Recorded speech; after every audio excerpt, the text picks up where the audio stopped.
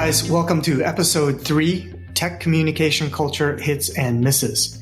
Today's guest is Jose Caballer. He's a 20-year veteran in the tech space, spending many years designing products and leading teams of software developers. Freshly minted with a graphic design education from Art Center College of Design, Jose took a front row seat in the dot-com boom working at Razorfish, where he became design director of the Los Angeles office. In 2001, he left Razorfish to start The Group, his own boutique digital agency that allowed him to work with over 50 startups, corporate clients such as Disney and News Corp, as well as luminary creators such as Al Gore, Jamie Oliver, and Thomas Keller of The French Laundry. Then in 2012, he started The School, an online education startup that helped teach designers, developers, and marketers how to align their vision and goals to collaborate with less friction. In 2017, he licensed The School to The Future and left to continue his journey in tech. He's here with my co-host Ron Williams and I to talk about tech's communication culture, both what works and what doesn't.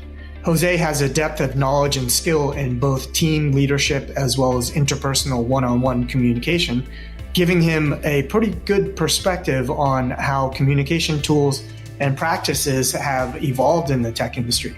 We'll be talking about these practices as well as tools, as well as getting into hopefully some deeper topics like how to have difficult conversations and how those difficult conversations can lead to breakthroughs in team and personal commitment.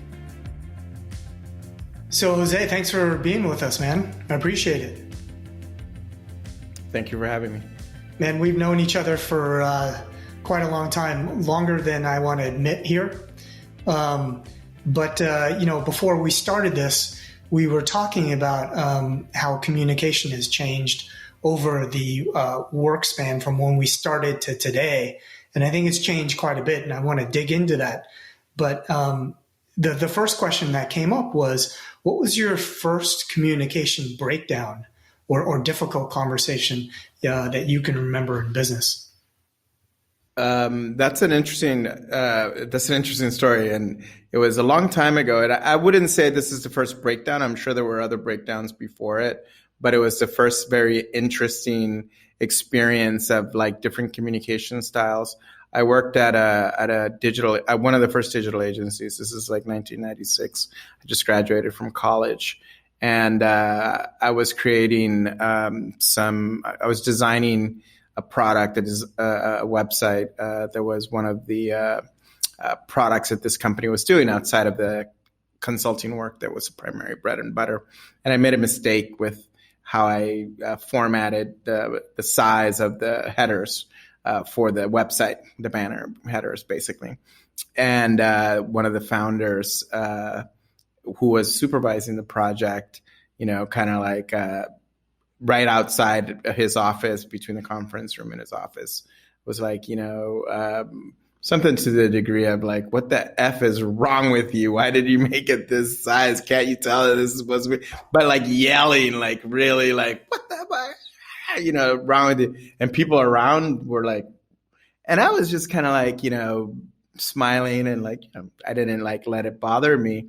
And he, after he was done, I'm like, man, haven't you heard of Jesus? Like forgive this, love the sinner, hate the sin, love the sinner, or something like that. And he just looked at me super exasperated, and I just like, cool, I'll fix it. I walked away, I fixed it, and I brought it back. And he was like, okay, cool. Yeah, that's right. That's better. But the people were super, and he was a technologist, and if he hears this story, he'll know who it is. And we're still friends to this day. That's just how he communicated. I wasn't fazed by it, but the people around me were like, that is unacceptable and stuff. I'm like, that's just how he communicates. That's interesting, because I'd imagine back in 1996, the culture and the norms for what was acceptable in communication were different than they are today. And I would have thought back then a little more conflict might have been more acceptable. Are you saying there is a lot of conflict in the communication style in the offices from the different people? Yeah, there was definitely like arguments and like, we should do it this way. No, we should do it that way. And it just went all over the place. And we were all comfortable with each other because we knew each other really well. So we were able to do it. But today, in today's culture, we would not be able to get away with the way we communicated back then. Right. Yeah, I'd imagine not, because I think today people, I mean, if they're yelling and heightened emotions, people might get a lot more uncomfortable than they would have back then.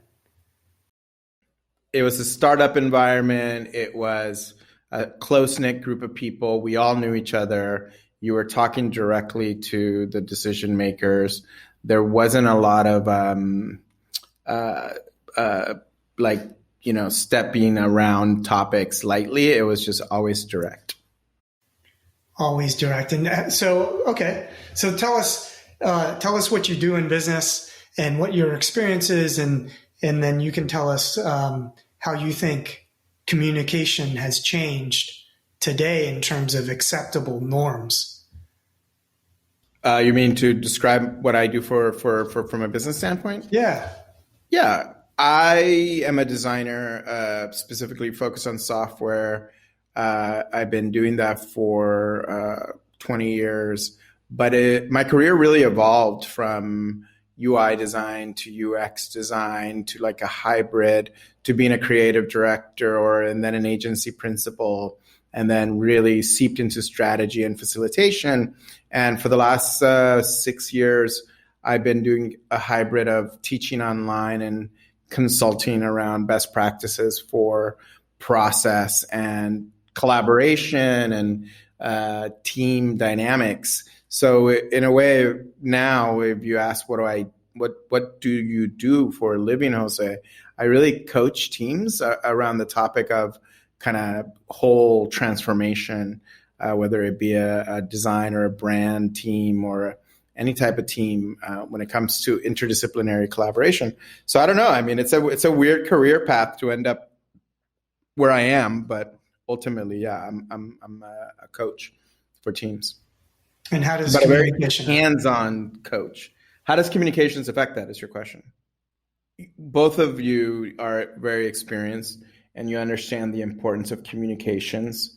My experience is that a large majority of the challenges that teams,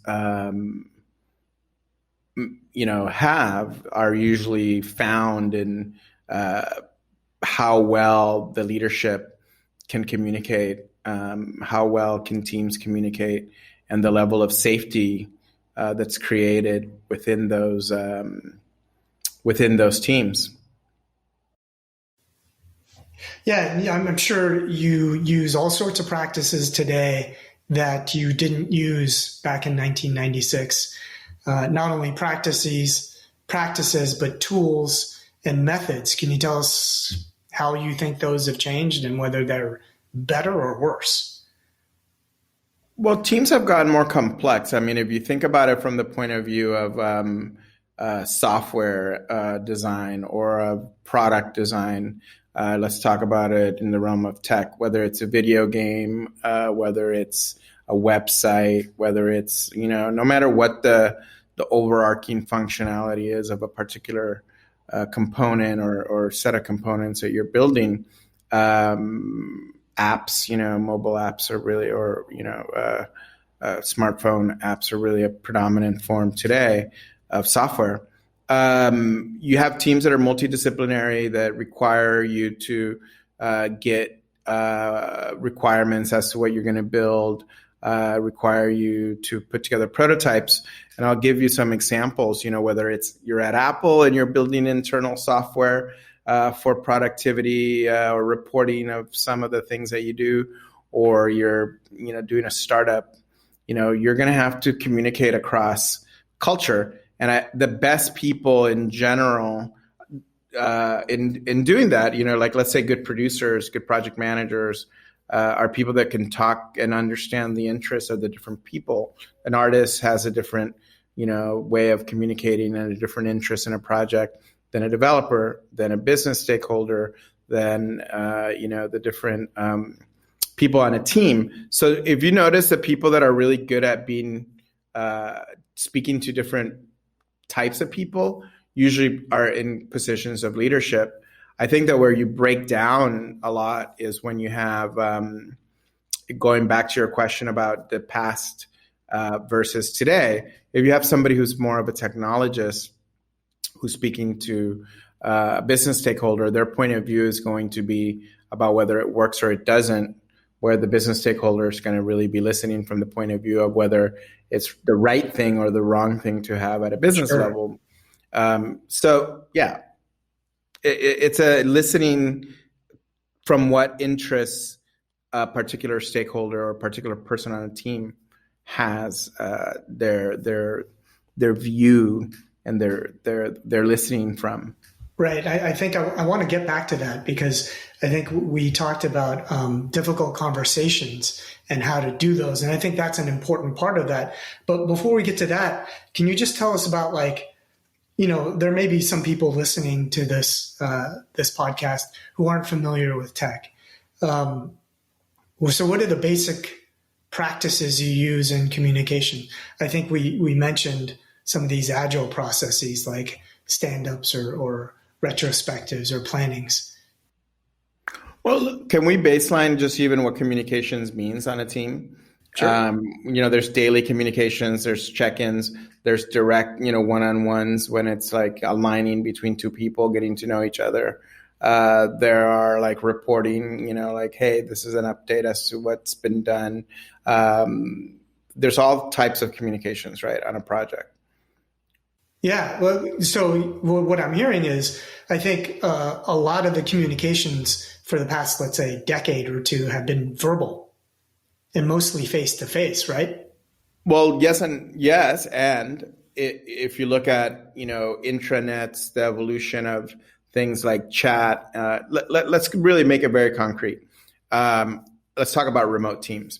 So one of the projects that I did a few years ago, maybe 3-4 years ago, it was to train a software team and I've trained a lot of software teams, but specifically their challenge was that their main stakeholders and the managers of the startup were in the United States, and their team, some of them, a good majority of them were offshore, both design and development.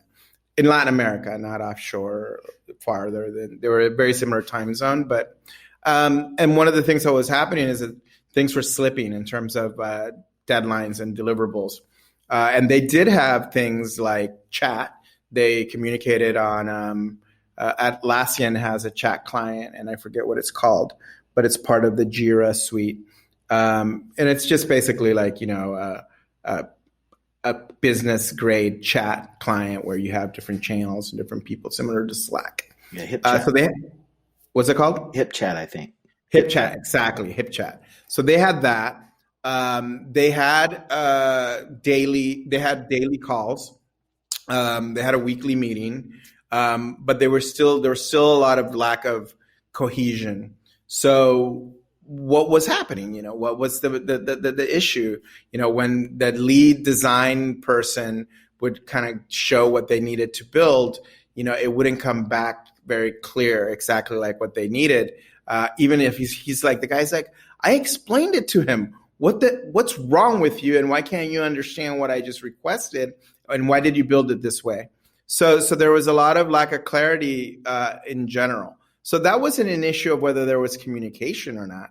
There was definitely communication. It was an issue of to what level or what fidelity the communication was being done at and written at, and at what frequency. Because if you had to basically do the conversation and give them a sense of what needed to be built, then answer all the questions on HipChat. And like, you know, the guy at that point, you know, the lead, the design lead would be like, well, I might as well build it myself if I have to like give you like, you know, all this guidance in the process.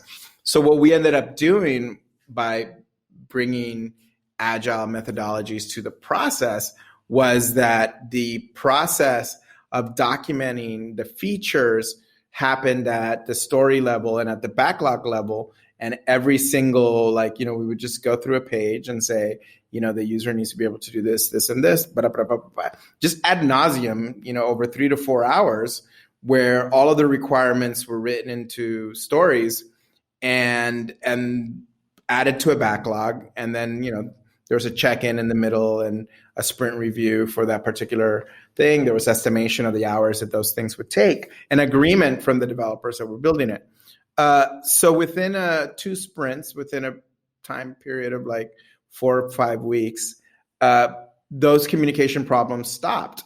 So it wasn't really an issue of like verbal ability to communicate. It was an issue of like the documentation, the level of detail. So you really can get very nuanced in what it means to communicate in a software or in a technology team.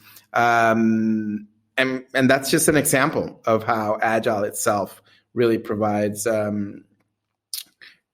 fidelity, basically, and when it comes to communication. So I hope that made any sense, some sense. There's a lot there. Ron, you got something on that? Yeah, look, I think if you go back to the mid '90s, we had this in tech. Everything was waterfall, right? There were Gantt charts. All the hot programs were showing off their Gantt chart capabilities, and Agile was maybe getting born along the way. Maybe especially on the West Coast. I was working on the East Coast and in Atlanta at the time, and things were pretty old school. And I think what goes with Waterfall is a very hierarchical communication style. The big vision is set, and then everybody gets a piece pushed down to them. And typically the only communication happens when things are late, which they always are almost in a waterfall setup, or when the requirements get so far off track you can't deliver what people were expecting, and it creates a lot of team drama and top down pressure to get things done, and then your team might end up scaling more in hopes to catch up. It's a classic kind of waterfall mistake. And then as the 2000s rolled in, Agile started coming about, and communication, I think in the early 2000s, still kind of top down, but it was more at the team level. You had as you're transitioning from Waterfall to Agile, you still have this top down vision push. Maybe you're working on something smaller. Maybe things are tracked a little better. But still you're kind of looking at this leader to tell you what to do. And at the end of the day, you're just trying to keep the leader happy. And that has a certain type of communication that goes with it. And then as Agile came about, and I think especially on the West Coast, and I think nowadays, you even have to look at San Francisco different than almost everywhere else in terms of communication and what's expected and what's tolerated, and versus maybe Los Angeles or even Southern Los Angeles. If you get to Orange County or if you go to New York, they may all be working Agile, but there are different tolerances and how really, I think aggressive might be the term these days that you can be when you're upset or when you're concerned about something.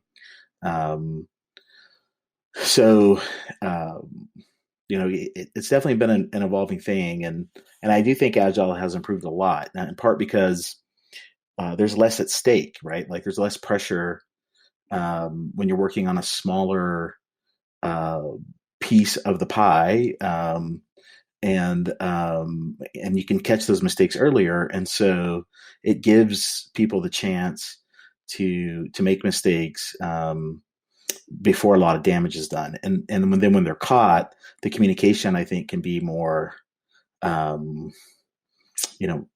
more gentle and more more about improving that small thing versus creating some dramatic event that might trigger people into more aggressive yelling and harsher disagreement. I like the two things you're tying together. You're tying together process of Agile versus Waterfall in smaller chunks, leading to less conflict because of the reduced amount of communication necessary, and therefore the reduced confusion. Right. So that's interesting. I also I totally agree that I think communication got easier to make and easier to understand when the scope of what was trying to be explained was made smaller through Agile, right? I think along with the breakdown of the command and control structure, you just had everyone in the same room or in the same channel at the same time, instead of piecemealing the information through one project manager telling everyone what to do at different times. I think that helped a lot. Yeah, I think it also improved your chance for general consensus. You may have conflict early on in Agile as you're trying to agree on what we're going to do, but because things are in smaller chunks and because things are more team based and the groups are smaller, the decision making process tends to be less people, and so you have a much better chance of getting to alignment, and a much better chance of failing together or succeeding together. And failing together helps with communication too, because if you recognize you all fell together, then the harsh feelings, you may all still feel kind of bad, but the chance of singling out a certain individual and then creating a really difficult communication or something that ends up being deemed inappropriate or out of line or whatever, or poor judgment, shrinks in Agile. It still happens, and you still have like personal things that happen and general bad judgment that might happen, anytime you bring people together. But in terms of related to the project, though, I do think you mitigate a lot of risks with communication working in Agile. Though there's a lot of communication that still has to happen. So there's a distinction there between Agile itself, what it does and how it structures a project to allow for some of what you're saying. But when you introduce, those ideas to cultures that might not be used to that, and I'll give you an example. When you try to model like the idea of failure, like, yeah, I messed up, here's something that we tried and it didn't work. In some cultures, it's you have to model it. You have to show people, hey, it's okay to take a risk and to do something like crazy, silly, or experimental. And, one of the ways that I do it is by saying it out front, like, this is an experiment. And that's not sometimes something that is common in culture, especially in non-tech culture. So I'm working on a project that's in the manufacturing space right now, where there is a physical product that gets manufactured. So for me to introduce the idea that this is an experiment in front of a sprint or in front of like a period of time, it's kind of like, what? Really? No, this is not an experiment. We're going to produce something. But I've done it to just simply create a sense of safety for people to not be too worried about, obviously when you're working towards, let's say, a focus group or like testing something qualitative or quantitatively that isn't in production yet, that's fine to do that, but you can't experiment into production. There's a threshold to how far you can go with an experiment. But the point in general is that Agile does offer a bit of a pressure. It removes a little bit of pressure from failure by creating a culture of kind of hypotheses and experimentation, which is it's what we're used to because we work in tech, but not what, if you're listening to this, you might be in an environment or in a culture that is much more, empirical, and you can't really you have to communicate super clearly in triplicate with approval from a bunch of people before you move forward on any decision. Otherwise, you could get, yourself into trouble and lose your job. That's the reality of most environments, that are non-tech. So let's talk about some of the things that actually work in communication in tech. So there was one idea of, that came through Agile, which is plannings, which has both the stakeholders and the team members, as well as product representation and project representation all in one room. And I think that worked. Does it not? Generally, I think that was a big improvement in product development, just having all the people in the same room, same time. What works there is key is that if the people that are the product owners or the stakeholders that are have the vision for whatever it is that you're designing and building are in the room with the people that are building and designing it, that's great.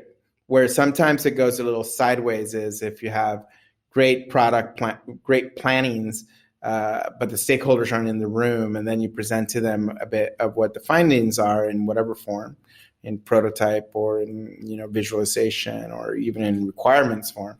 And the people don't really pay attention because they weren't in the room and they didn't feel it. And then you go forward into multiple sprints of execution. Sometimes you do get problems. Sure.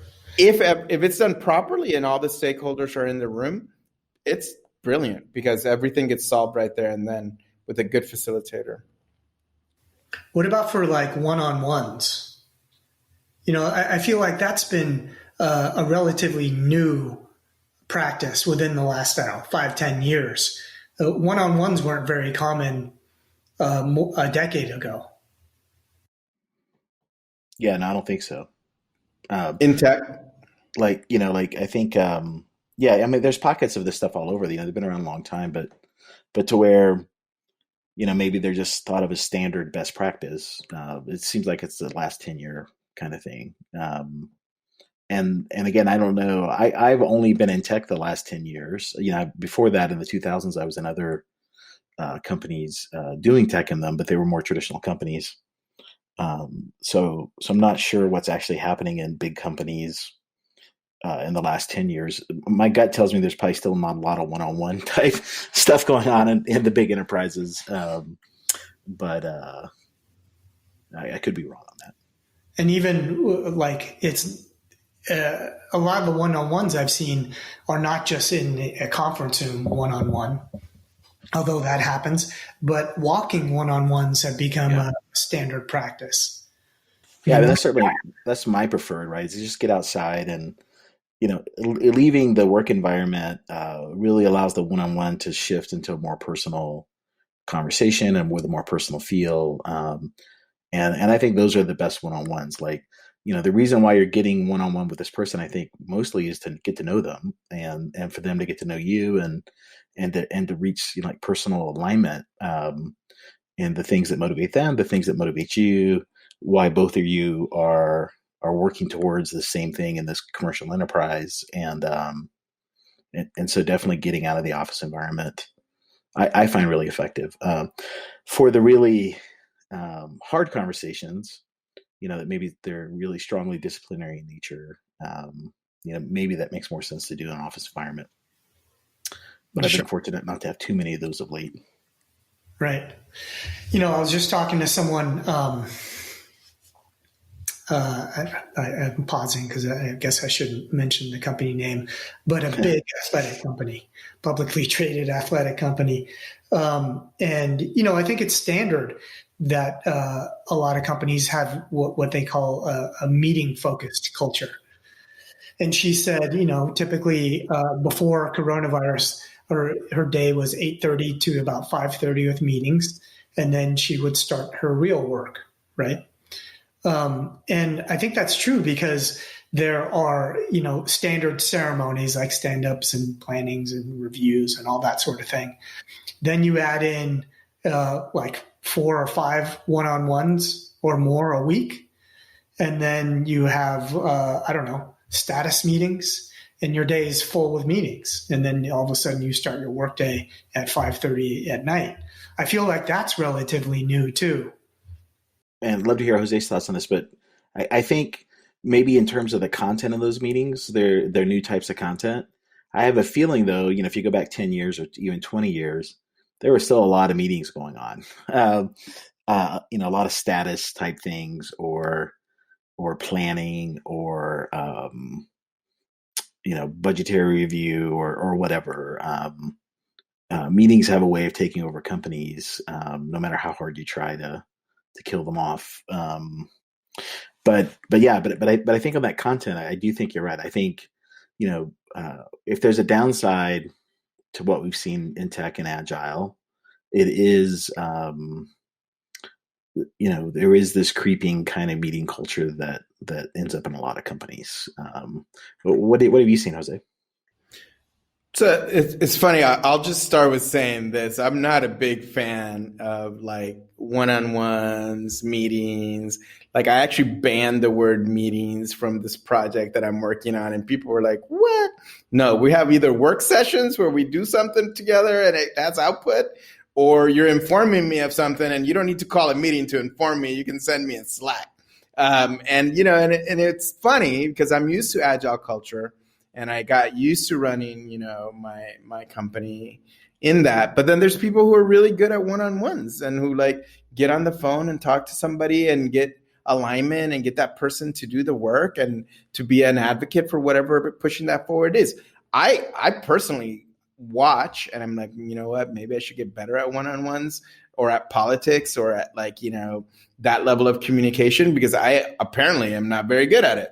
So part of it is that I don't want to be, I want the whole team to know what's happening and I want the work to be collaborative and I want the things to move forward. I'm so used to working in Agile and so used to like collaboration that's transparent that one-on-ones or like doing things like sideways or in the hallway or like, hey, Jim, can you do that? Really scare me. So, but the issue that Tony's mentioning where like you work from 8:30 to like 5 on meetings and then you have to do your work in the evening. That happened all the time when I was at this agency, unless you had a really firm like grasp of like your boundaries and you told people not to bother you.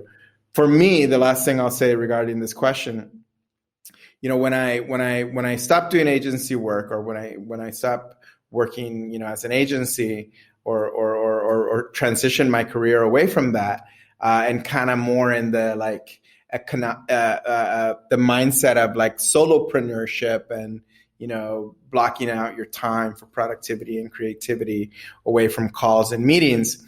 That was awesome because it gives you so much white space in your day-to-day, but that requires the business model to be one of you're working on your own, creating a product or content and like doing a lot of the work in whatever way you want to do it. But the minute that you go back into a workplace that's, corporate or team-oriented or a job in the knowledge work, not necessarily in, other fields, you definitely go into meeting hell. And I honestly, aside from bringing Agile practices into place and replacing meetings with stand-ups, having the leadership be super like enlightened with how they do communications, I say that 90% of workplaces, 95% of workplaces struggle with that same dynamic. You're in meetings all the time. Like I totally agree with you, and I think that is the challenge. Is how do you get more established startup shifting out of that? And it's interesting because there are tools now. You mentioned Slack. I mean, in Discord is something we use in my work now because we're in the game industry, and Discord has made huge inroads into gamers and in the game industry, and it's a serious Slack competitor now. And those two apps both are really about real-time communication and asynchronous communication as well. Are both done very well in those apps. And for the informative side of your business, those bringing those tools into your business can really help a lot. It does require habit changes, especially for old school managers who are used to going to meetings to get informed. They really struggle. You'll hear them say, I can't keep up with Slack, there's too many messages, or whatever. And part of it's just a habit change and where you spend your time. And so it's also an age, and there's an age and gender kind of differences in how people communicate. I mean, and I'm sorry to interrupt you, but the example that I was going to do on Slack is, if you have younger kind of team members versus, older team members who are used to chatting and who are used to texting and who are used to a lot of the kind of multitasking, they love Slack, right? And I find it like a little jarring, and I have to get used to like ping ponging between 5 or 6 or 7 Slack channels to do work. So I'm talking to this person over here, and then let me go over here. Oh no, here's the file, and then I'm uploading, and I'm going back and forth, and I'm like, ah. So at the end of the day, you end up with your brain kind of like fragged, and you have to like, meditate for an hour so that you can kind of come back to a baseline. So I'll give you that one final example. And talking about coronavirus, I was coaching a team, bringing a whole team, all the departments under one team versus departmentally, and unifying them by using agile practices like stand-ups, et cetera, and planning together.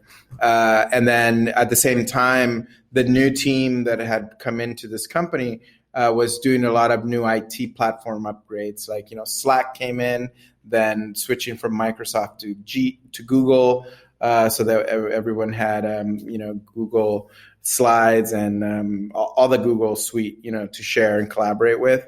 But Slack was one of the major ones that was a big shift. In addition to stand-ups and to Google, whatever it's Hangouts, it's not really the commercial.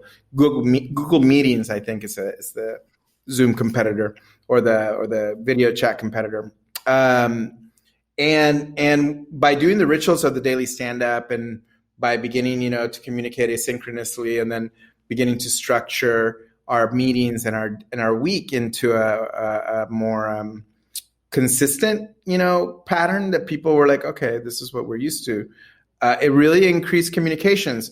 And the minute that coronavirus kind of necessitated the work from home for this particular team inside this manufacturing company, and the particular team that I'm talking about, it's on the creation side and on the product development side, so that team can work from home.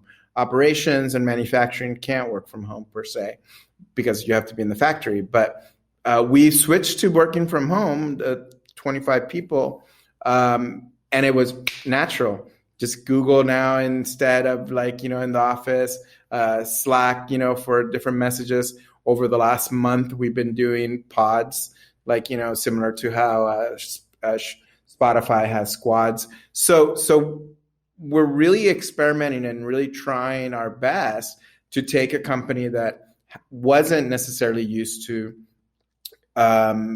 working in these tech derived ways in this new way, and the company is really adapting to it really well. But there's still that fragmentation of people who feel like there's too many meetings starting to pop up. Slack can be overwhelming. How do we have Agile mitigate that? All those things are happening as we speak. I'm addressing those issues right now. It's like, okay, how do we reduce, meetings? How do we increase communications without necessarily having all these direct one-on-one kind of setups and calls? So it's not a simple thing to solve, but it's definitely something that that's interesting in this current pandemic. Yeah, I think you're right. And I think we're fortunate because there are more tools now that are also fairly low friction, whether it's Slack or Zoom or Google, that are really built for collaborating. I mean, the Google App Suite is a great tool for cross collaboration when you're working on a doc or a spreadsheet together, and it's interesting like how much I'll get slowed down if I have to work with our finance people who still want to use Excel and they won't use Google Sheets. How much that it's like grinding to a halt and then getting caught up into a whole new workflow to work with these tools that aren't like online collaborative first. And so tooling has helped us along the way. And when you look at those tools, they all have extra communication features in them, whether it's comments in Google or chat inside of Zoom, or Slack now even has added voice so that you kick off voice calls if that needs to be something more useful. What about this idea that we have a lot more tools, a lot more practices, a lot more venues for communication, but we're connecting less? So I'm starting to get into the realm of maybe the deepest kind of communications are the hard communications, the difficult conversations. And I think that's where tech may have missed in our communication culture. What do you guys think of that? I don't think that's a tool issue. I'll tell you exactly what I witnessed and what I believe. I got on to YouTube to do a show in 2010, around there. It was like 10 years ago, right? The ability for you to come across the screen authentically and feel comfortable communicating through video has a lot to do with whether you can have real conversations or not.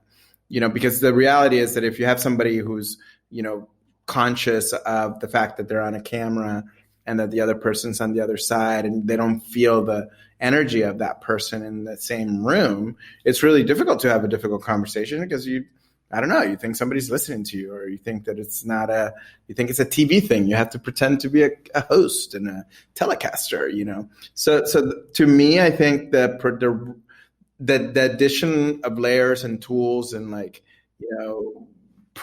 we'll call them mediators, reduces the connection because of people's comfort level with it. I think that as time progresses and we become more and more comfortable with ourselves in the context of digital tools, we'll learn how to make better connections. That said, it's still difficult because you don't want to necessarily say the wrong things on Slack or be inappropriate, or I've witnessed people literally hurt and harass somebody on Slack.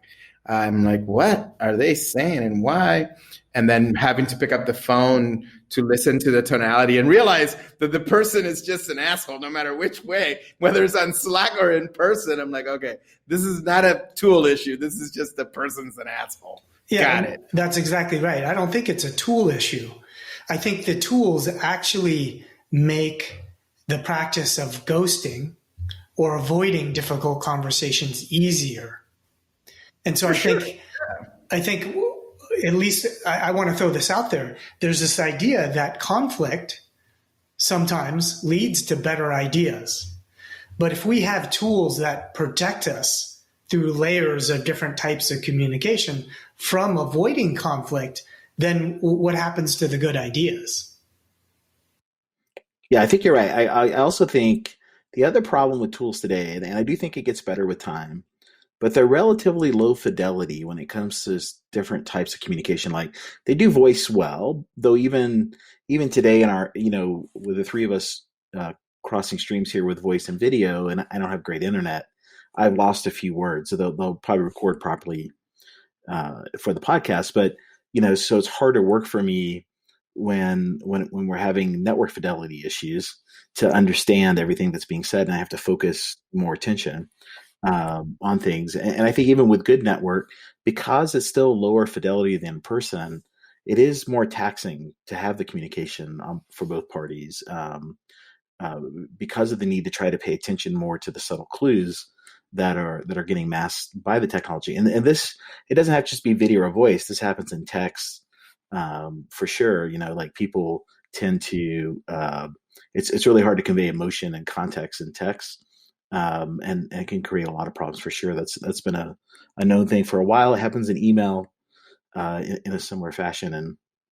And I wish emojis actually would take off in enterprise more. I think people feel like they're not as professional, but the root of emoji, right, is emotion, and they can add extra context, Sure, extra nuance into conversations, and I think they need to make their way into enterprise, just much the way Snap does with certain types of filters and add-ons to add context to a video. Today those are fun toys, but I think there'll be some cool stuff for the enterprise as we go. I do think though that the hardest conversations are still done best in person, and probably for two really good reasons, and maybe three. There's definitely the fidelity issue, and when you're having a hard conversation, you want every advantage to make sure you're communicating clearly. And there's also just the real issue of liability. And you were mentioning, Jose, having something on record or recorded or whatever, in companies, especially again in California and some other states that are highly litigious, and the smallest word can be used to, against either party. Doing things live with no technology definitely can mitigate liability. It can create it sometimes too, because not having a record of who said what sometimes is contentious also. But I would think most lawyers would probably tell you they'd rather be in that situation than the situation of something being on record that could be misconstrued. It depends which one are you, the plaintiff or the That's right, absolutely, yeah. But then, great, yeah, that's right, yeah. We can each give our point of view as to what difficult conversations means. And I'll start by saying this. I have a hard time doing difficult conversations. Doesn't matter whether it's in person or whether it's on the phone. And I really require a lot of feedback from the people that I work with. And sometimes people aren't willing to give me feedback on what I can do well and what I can improve. And I lose visibility and objectivity. So recently I was going through the situation where I just really wanted feedback from one of my primary stakeholders, or I wanted their advice. And I was struggling with that. And then we're in the middle of Corona. We're in the middle of like stay at home, and I'm making stuff up in my head, like, oh my God, this is all going sideways, or this is going this way or that way. And none of those things were objectively the case. It was just what was happening. And, at the end, I texted him and I picked up the phone and I called. And I asked, hey, how can I, just ask the question, like, what can I do to, I expressed how I felt and that I needed some guidance and what they thought that I should do. And they gave me really great advice and walked me through what I should do. So whether it's I needed to have a difficult conversation or just in general have a conversation, in this case, I chose the phone. But I definitely have a hard time doing it, and I prefer to do those in person also in a context of either the office or a restaurant. Well, share with us what led up to the phone call. I mean, did you literally just pick up the phone, call him out of the blue, and he picked up, or did you? No. I texted it to let him know, hey, I've been wanting to talk to you for a few weeks, and I just haven't had, I haven't picked it up. I haven't picked up the phone. They weren't reaching out to me to talk to me. I wanted to talk to them. I just felt that there wasn't enough communications between us, and I thought that it was really up to me to pick up the phone and have the conversation. Got it. If that makes sense. Yeah. And so how did it turn out when you had that? I mean, to them, things were going fine and there was no real need to reach out to me, right? So I just wanted to confirm how they were, feeling and what they needed. But that was my issue, not theirs, right?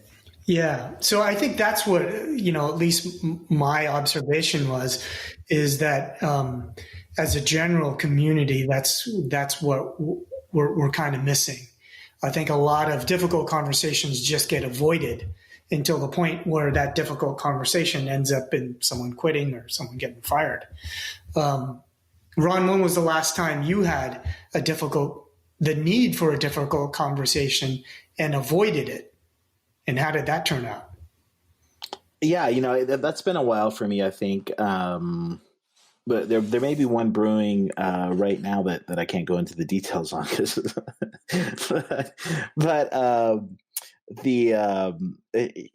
been a while. Mostly, prior to Riot Games, that was definitely more of an issue for me, especially in the work environment. I'm still not great at this in the personal life, and in part because I don't know if I've gotten to a point in my career where work is important, but it's not like life defining anymore, where I feel like the risk of a difficult conversation is too great, to have, where maybe in the earlier parts of my career, or maybe it's just because I was less experienced and didn't know how to have them. So they seem scarier.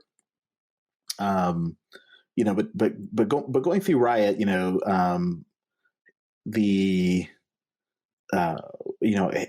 my manager there was really someone who strongly encouraged and basically required that difficult conversations be had, and the Riot culture was one of a strong feedback culture, and but both positive and negative. Though a lot of times, I think groups of people, especially as you get bigger, you end up spending more time on negative things than the positive things. But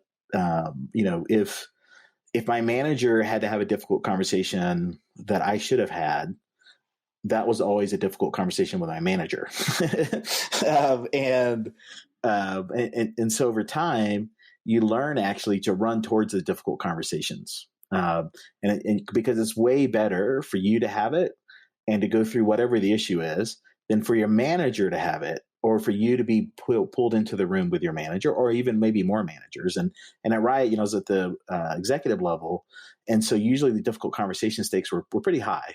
And so you didn't want to get pulled into a group session with everybody finding out about the difficult conversation. And so overall, I think that's a pretty good habit. And today, at Subspace and jobs after Riot, I do tend to run towards difficult conversations. And I find I actually get assigned a lot of difficult conversations these days. And again, part of that may just be I've had more experience dealing with difficult conversations. Part of it is I think, everybody finds difficult conversations difficult, and they would love to hand them off to someone to go have if they could. And so,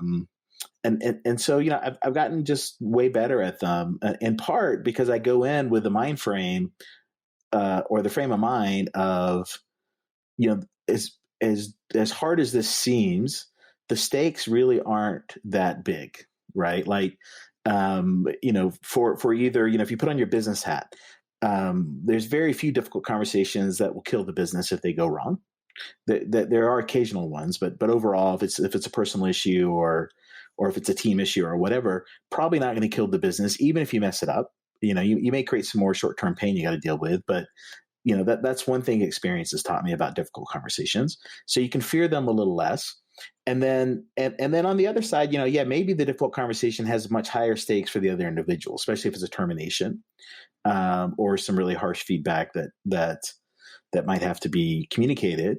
But that's still not me personally, and so I'm just equipped better mentally to go in and focus on empathizing with the person, making sure they understand why the conversation is happening, and helping them get through it, and way less worried about my feelings. And that seems to help a lot. Because the stakes for me they're just not that high now that I'm further along in my career, and I've just seen by experience. And I think if I went back in time, if I could tell myself, I'd tell myself the same thing, like all those conversations you worried about, you worried too much, and you should have ran towards them much faster. I think in personal life, this is way harder. And maybe if you have personal close relationships also at work, which a lot of people have, though, and you have to have difficult conversations, it gets harder because the stakes are higher. Like this is someone that's in your life outside of work. It could be a spouse or another family member. And if you mess it up, it could have really long-term ramifications to both your relationship or worse. And so I still find those actually pretty hard to have. And I tend to procrastinate and I tend to delay. And usually the problem doesn't get better. And often I find myself the other person has to bring up the topic. And so I'm still working on those. So I'm not an expert at difficult conversations, but definitely gotten better with them at work. The skills that you learned in having difficult conversations at work to the personal life? Well, they can, but again, I just think it's more just when I reflect on it, I think it's just the stakes are just so much higher. And so there's just more fear going in, and it's really hard to reconcile that fear. Like, it's one thing to say, look, I may hurt this relationship at work and we may no longer work with this person. that's probably not going to kill the company. It's probably not going to kill my team. Probably still going to be able to be successful. There may be some pain to work through, but those are survivable. A difficult conversation with the wife or with your mom or with a brother or whatever, those are much harder to predict what the long-term cost is. And so fear, our first podcast was on fear, but fear is still a very powerful thing in these. And I haven't figured it out yet on the personal side as much. You broke up there. You haven't figured it out. What? On the personal side as much, like how to manage the fear of the outcome of the difficult conversation, the fear of it going sideways or creating long-term damage. That's harder for me to predict and assess what the risk is. And I think that makes me want to procrastinate those conversations more. And I think I'm not alone with that. That's probably the problem most people have with difficult conversations. Right. And the point of it is, maybe in personal life, I can't give you a lot of great advice. Maybe you guys have some, but at work, I think the advice is, look, the stakes probably aren't as high as you think they are. And you're better off having the difficult conversation sooner rather than later. And you should run towards those. I think, at least on the personal side, on the professional side, what I hear you doing is using logic to reduce the amount of fear so that you go ahead and did it. And then the results are better usually than you feared. Wouldn't the same apply in the personal life? You would use logic to say, hey, this is logically going to get worse. The longer I let it go, it's not going to get better. So it's logically better that I just go ahead and do it now. Yeah, I think so. I mean, it's definitely a good thing to attempt, but I think because of the potential long-term damage, you still are hoping something else takes care of it, maybe, or that time will somehow make the conversation easier. And even with long experience, it almost never does. Never does. It's still it's still easier to fall back on that on personal stuff. On work, for whatever reason, it's much easier now to push through those. Jose, what do you say on the personal side? You got any hints? No, I think we're both very similar. I mean, I definitely have an easier time having work conversations. When you do start mixing, work and relationships together, especially when it comes to the realm of financial and the realm of survival, like the material realm, those are very difficult for people to have because there's a lot of emotion attached to things surrounding money or surrounding, the material realm. And by material realm, I mean budgets and the there things that need to be happening. But what I would say is that there are things that have made me braver. Like an example of that is similarly to how, what was being said of it won't be that big of a deal. What's the worst that can happen? Asking that question, what's the worst that can happen if I have that conversation? But I do have the tendency to avoid difficult personal conversations. I've gotten better at doing it, both for work, but for personal, what's the worst that can happen? And then the bigger question is, who am I being if I don't have it, right? Like if I do hide from the conversation, and how can I have these conversations in a way that are meaningful without avoiding it? So yeah, it's an interesting question, an interesting challenge. Maybe you have some exercises, Tony, that help with that. I was thinking about whether I have more success with difficult conversations in my personal life or my business life, and I'm not quite sure, but the personal ones don't seem that difficult for me for some reason. Because I think I logic it the other way. Anyone who I'm going to have a difficult conversation with in my personal life, I have a long-standing relationship there with, right?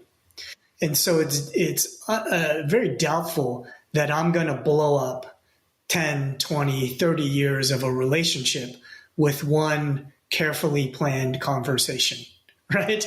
I mean, if I go in there knowing that it's a difficult conversation and I've considered it and I go in there calm, which I'm going to do, then what are the odds I'm really going to F it up, right? I mean, how can I blow up a 20, 30-year relationship in one conversation? That seems highly unlikely, right? Whereas in a work relationship, you don't have typically those years of long-standing relationship.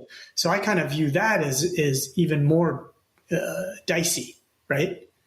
Because there's less to fall back on, or there's like less deposits in the bank, emotional deposits. Whereas in the personal side, you got a lot of deposits there. How are you going to undo them in a half an hour or an hour? I mean, you'd really have to be a jackass to do that. Right? Yeah. And I guess it depends on the type of problems you bring into your life. But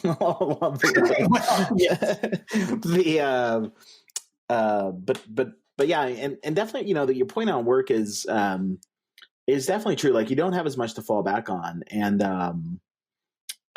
but I think the way to think through that is also, you just need to put a rational hat on and back to the worst that can happen. And it's really, to my experience, there's a very few people, even in very large companies, or even in small ones, that are not replaceable. And,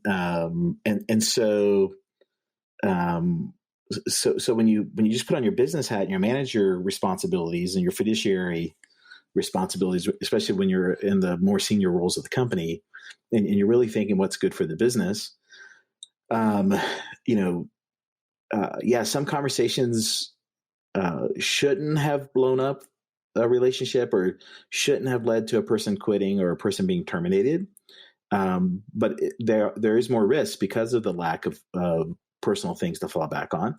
And if it happens, it's almost never detrimental to the business in a significant way. It may cost you money, but it probably doesn't kill your business and may not even hamper it significantly.